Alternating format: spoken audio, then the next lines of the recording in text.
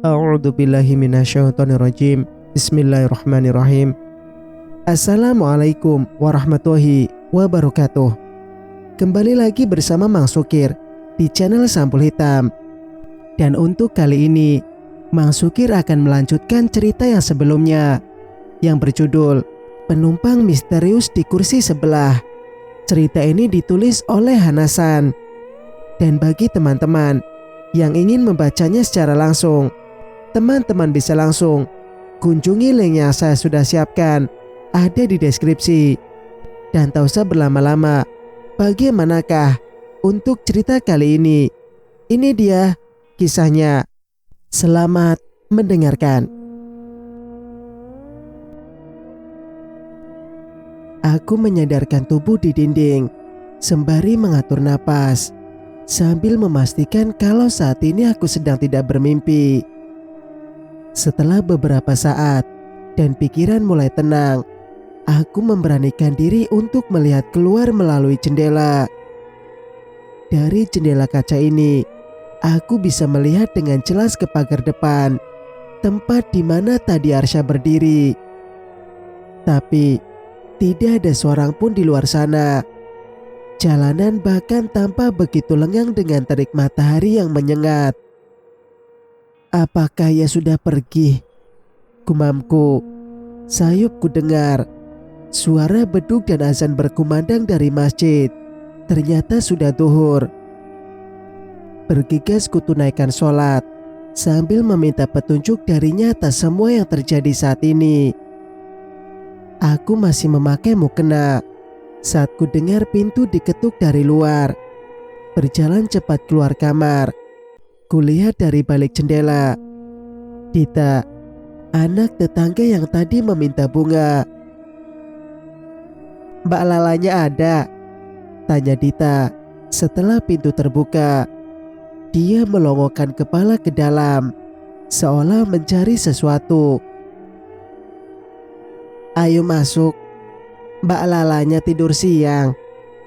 "Ada apa?" tanyaku balik.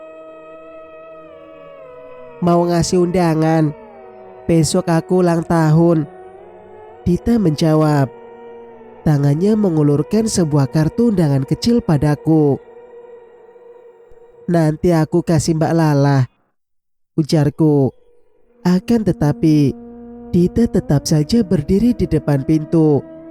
Matanya memperhatikan ke dalam rumah. Lalu dia membalikkan tubuh dan mengedarkan pandangan ke seluruh halaman. Melihat tingkahnya yang aneh membuatku gusar. Terlebih anak yang sekarang berdiri di depanku ini bisa melihat apa yang kulihat tadi. "Dita mencari sesuatu," selidikku. Rumahnya dipasangi pagar baru ya?" ucap Dita. Matanya masih mengawasi sekeliling.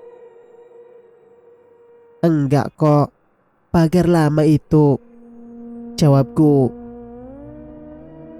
"Bukan pagar itu, tapi pagar yang satunya, supaya ia nggak bisa masuk rumah ini."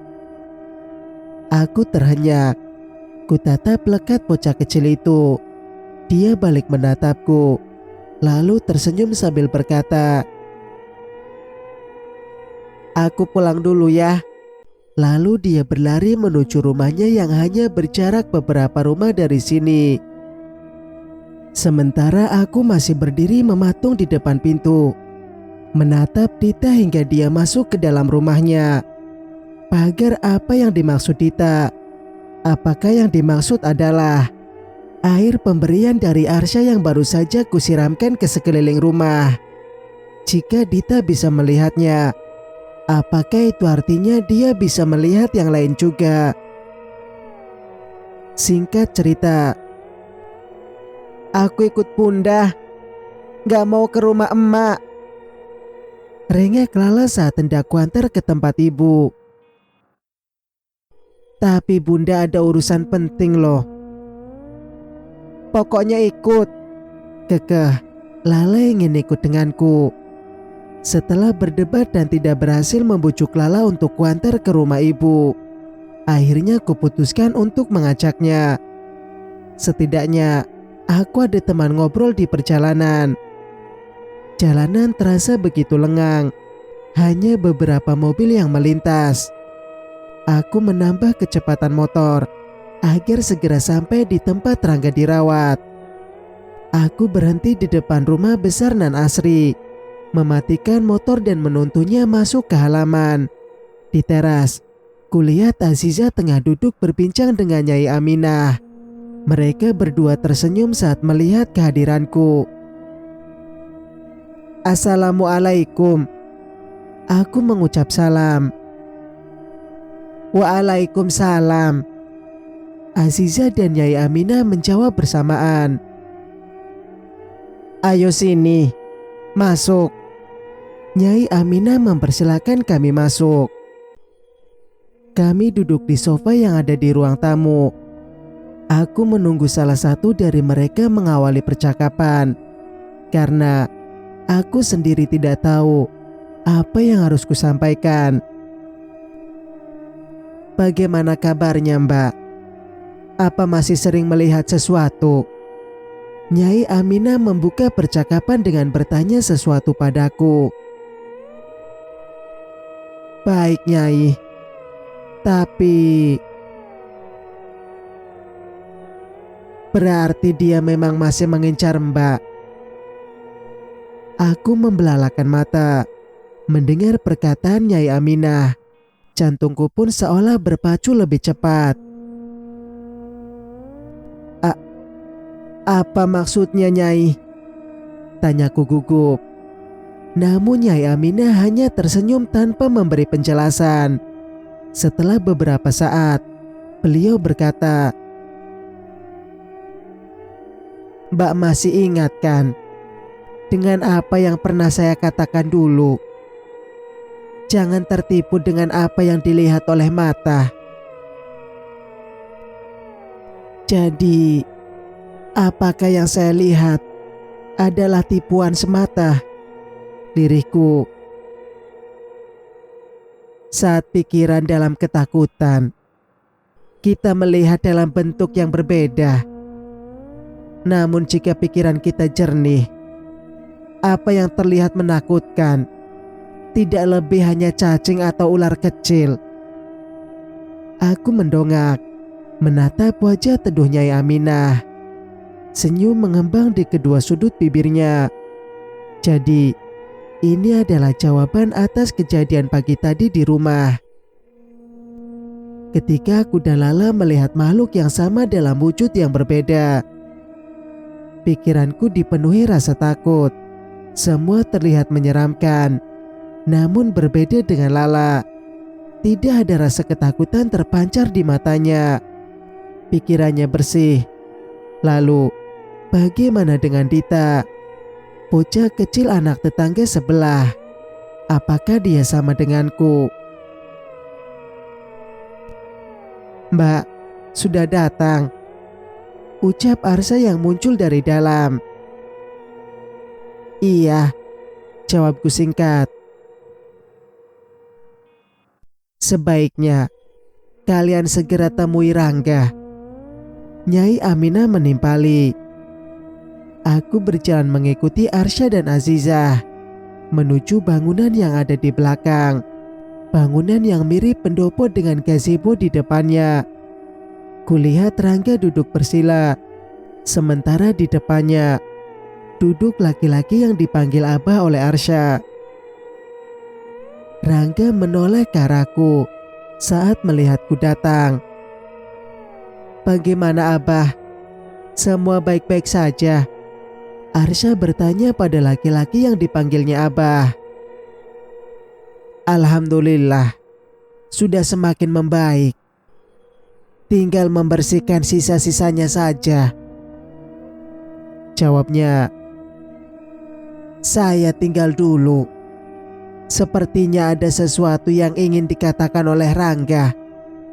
Abah melanjutkan. Kemudian beliau meninggalkan kami. Terima kasih Teh, ucap Rangga lirih.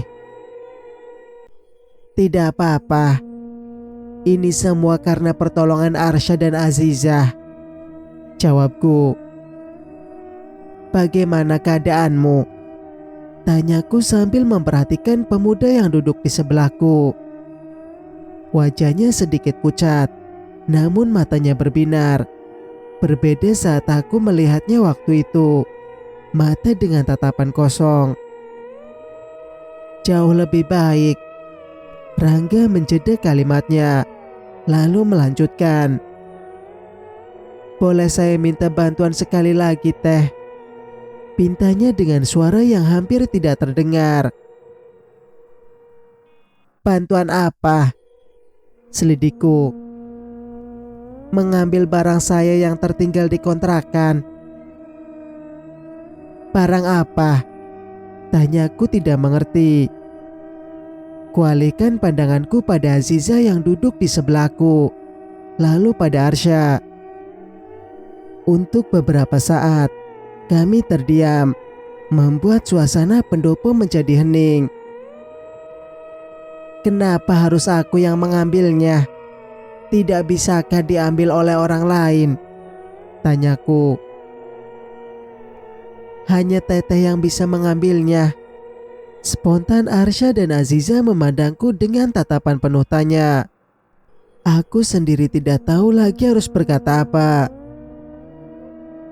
Baiklah, di mana kamu menyimpan barang itu? Aku menjawab, sekaligus menyanggupi permintaan Rangga untuk mengambil benda miliknya. Lalu, Rangga menyebutkan tempat di mana dia menyimpan barangnya tersebut, sekaligus ciri-cirinya.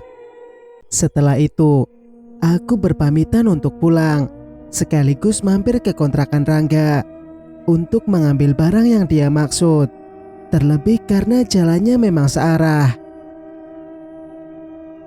Singkat cerita, saat tiba di kontrakan Rangga, hari menjelang maghrib, atau biasa kami sebut dengan istilah Sandekolo.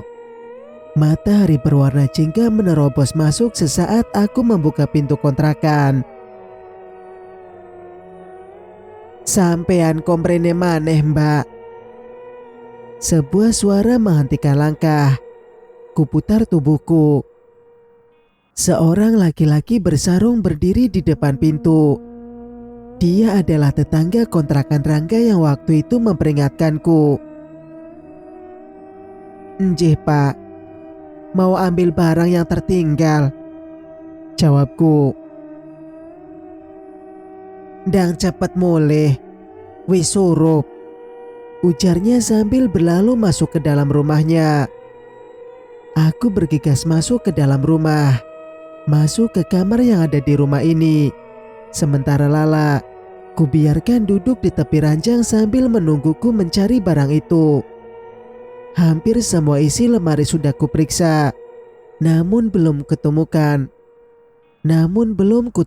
barang itu. Lalu mataku menangkap sesuatu yang tergeletak di atas lantai. Sebuah kotak kayu, seperti yang dikatakan Rangga. Tapi, kenapa benda ini ada di atas lantai?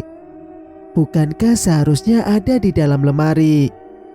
Kuedarkan pandangan ke seluruh ruangan kamar, namun tidak ada yang mencurigakan. Baju-baju Rangga pun masih tertata rapi di tempatnya, kecuali spray kamar yang sedikit acak-acakan, seperti habis dibuka. Juga jendela yang sedikit terbuka. Firasatku menjadi tidak enak. Buru-buru ku masukkan kotak kecil itu ke dalam tas dan bergegas mengajak Lala untuk pulang. Toh aku sudah menemukan barang yang aku cari. Aku berjalan tergesa menuju motor yang ada di halaman saat aku berpapasan dengan seseorang yang juga berjalan tergesa. Dia sepertinya dari belakang rumah. Dia berhenti tepat di sebelahku. Aku yang hendak men-starter motor, tak urung melihat ke arahnya. Jantungku serasa berhenti berdetak saat melihat wajahnya. Wajah itu terasa tidak asing bagiku. Namun aku lupa siapa nama laki-laki tua ini. Mbah Sumantri, ucapku setelah berhasil mengingat nama laki-laki tua itu. Namun ternyata dia sudah tidak kutemukan lagi berdiri di sampingku, seolah lenyap diterpa angin. "Bun, ayo pulang. Lala takut." Rengek Lala menyadarkanku dari lamunan. Lalu bergegas ku starter motor meninggalkan kontrakan Rangga.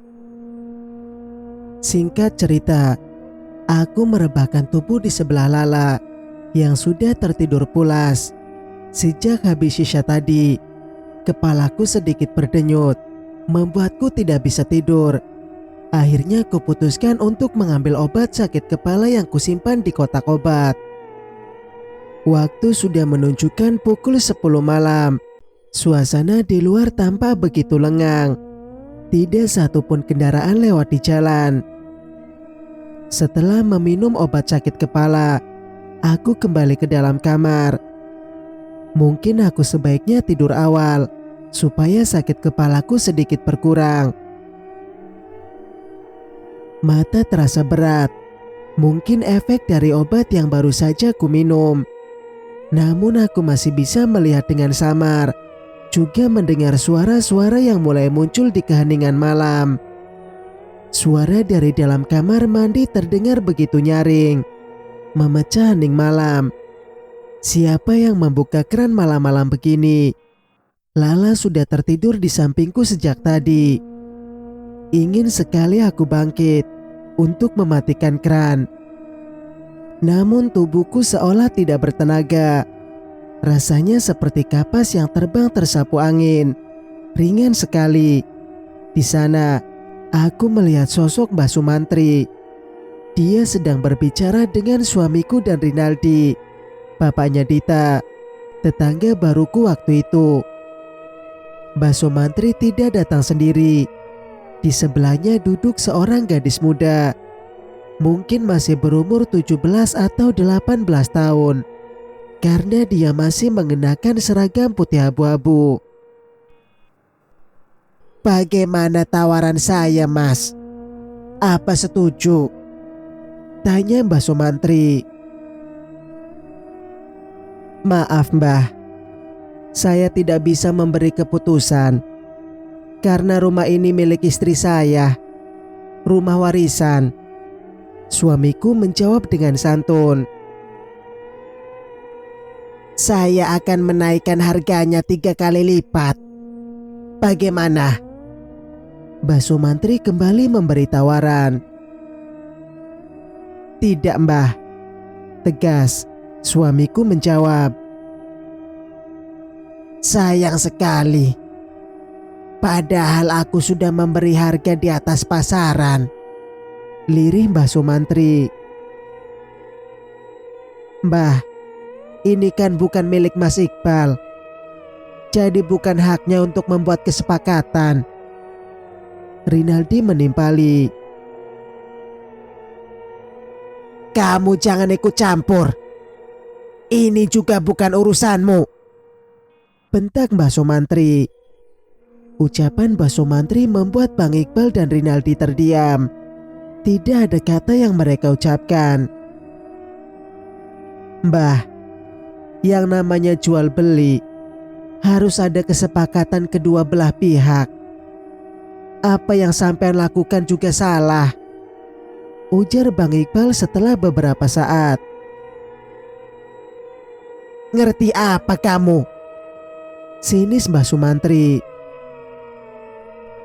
"Lebih baik Mbah Sumantri pulang saja. Saya dan istri saya tidak akan menjual rumah ini," ucap Bang Iqbal yang mengusir Mbah Sumantri. "Jadi begitu. Kamu dan kamu ingat-ingat hari ini," ucap Mbah Sumantri sembari menunjuk wajah Bang Iqbal dan Rinaldi bergantian. "Aku kenapa Mbah?" tanya Rinaldi penasaran. Namun pertanyaan Rinaldi tidak dijawab oleh Mbah Sumantri, laki-laki tua itu. menarik tangan anak gadisnya untuk pergi bersamanya. "Nela, ayo molendo." Nela. Aku membuka mata. Kurasakan punggungku basah oleh keringat. Kulirik Lala. Dia masih tertidur pulas. Rupanya aku bermimpi. Sungguh mimpi yang aneh. Aku melihat suamiku, juga Rinaldi, tetangga sebelah yang saat itu baru pindah. Bahkan Mbak Sumantri dan Nela. Aku menyeka keringat yang membasahi wajah. Kepalaku tidak lagi pusing, tapi justru tubuhku kini terasa menggigil. Apakah Nela yang kutemui di kontrakan Rangga adalah Nela yang sama dengan gadis yang pernah datang ke rumah ini beberapa tahun lalu bersama Mbah Sumantri yang saat itu memaksaku untuk menjual rumah ini? Jika benar, itu artinya Nela adalah anak dari Mbah Sumantri.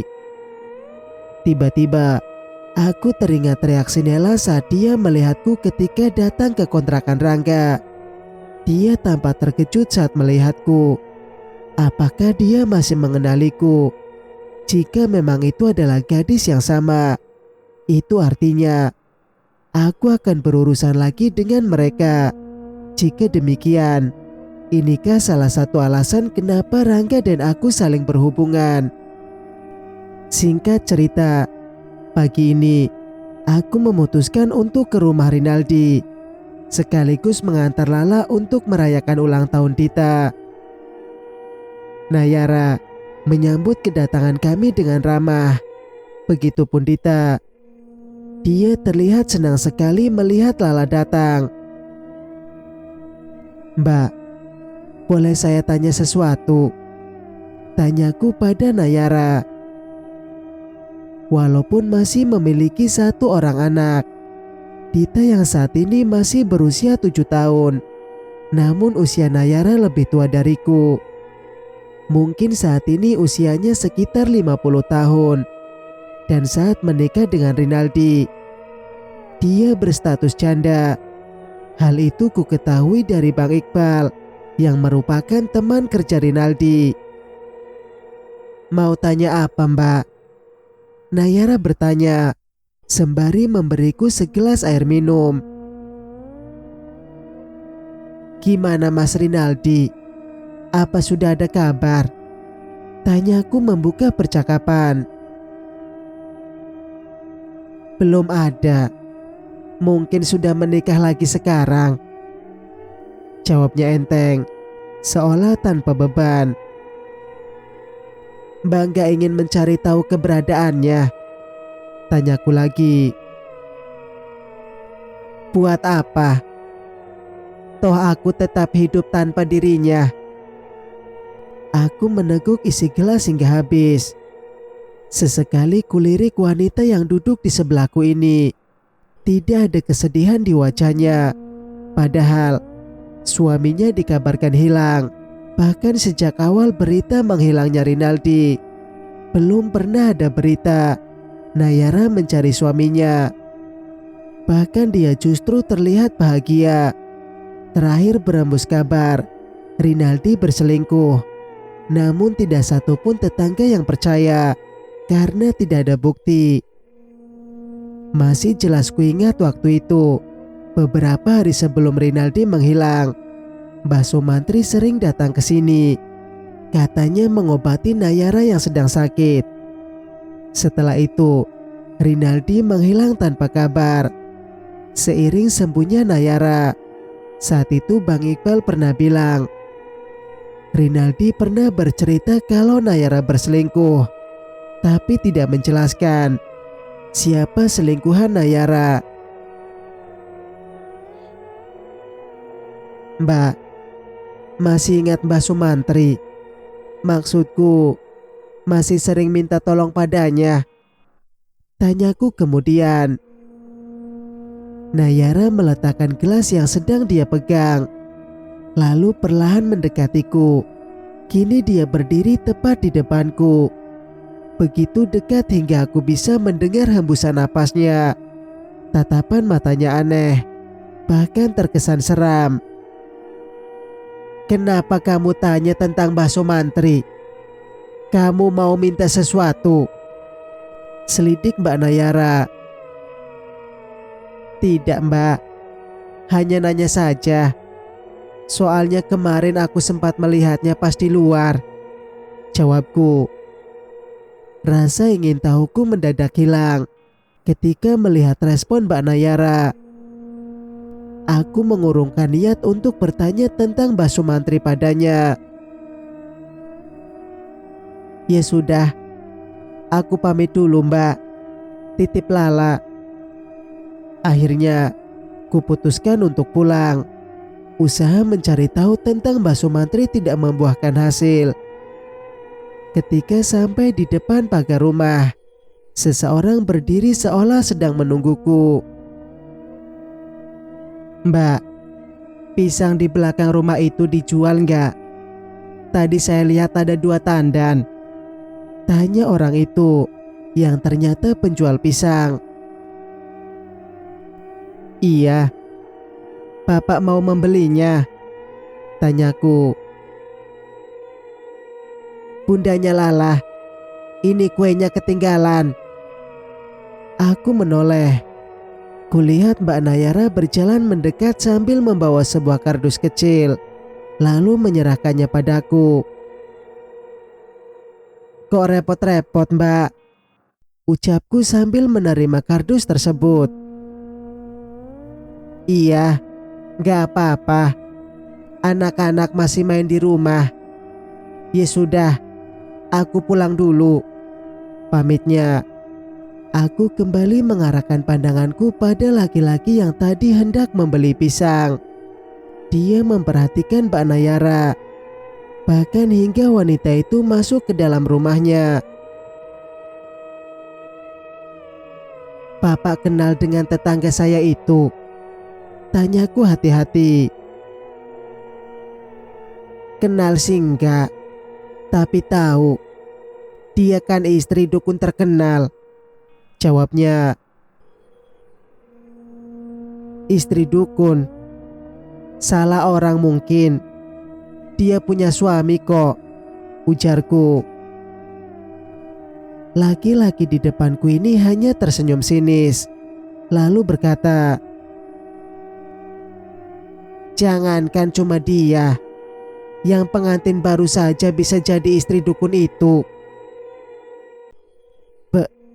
"Benarkah?" tanyaku gugup. "Siapa nama dukun itu?" tanyaku lagi. "Somantri." Somantri," ulangku terbata. Sungguh tidak bisa kupercaya dengan apa yang kudengar. Mbak Nayara adalah istri dari Mbah Somantri. Apa-apaan ini?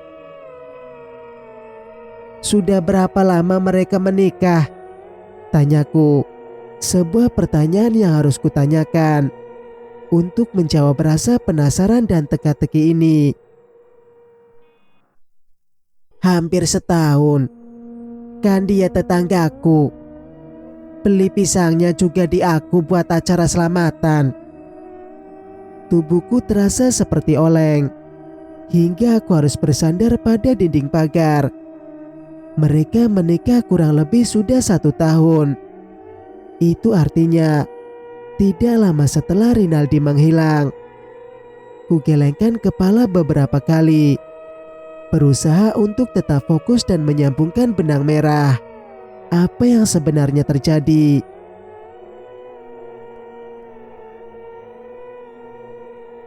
Cerita pun bersambung. Jika kalian suka dengan ceritanya, jangan lupa untuk like, komen, dan subscribe channel ini agar bisa mendengarkan cerita-cerita berikutnya. Wassalamualaikum warahmatullahi wabarakatuh.